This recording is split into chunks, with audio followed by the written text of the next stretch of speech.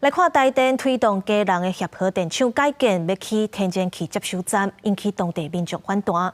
昨下晡进行第5届环评专案小组会议，不过有家人在地团体冲入去会议室阻碍会议。主席落尾是宣布散会，另一搭搁再审。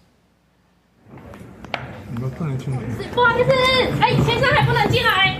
不好意思。徛伫会议室外口，家人外部产行动小组成员决定要用枪的。虽然工作人员出来阻挡，也是行动小组冲入去环评专案小组的闭门会议中，向所有的环评委员发出心声。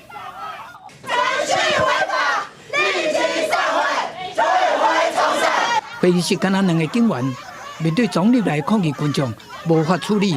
主席有宣布休困10分钟，要大家消气。不过抗议声不断，最后主席认为无法度继续开会，宣布散会。不要当违法还会！不要当违法还会！下晡环保署进行协和电厂改建计划第5届专案小组审查。会前家人在地团体都有质疑，台电讲缩小面积屯海区刷东，未影响选河。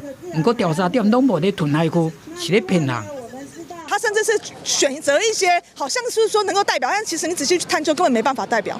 所以我觉得是恶意欺骗的社会大众。不过台电讲绝对拢有调查。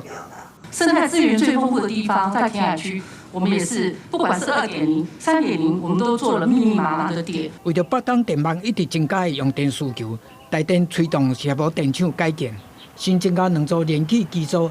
抗议甲建议了后，缩小开发面积22%，屯海区刷东。台电讲有闪开选河区，对生态更较友善，不过反对的民众无接受。第5届专案小组会议依然无法度过关，环保署讲会赶紧安排时间再审。记者综合报道。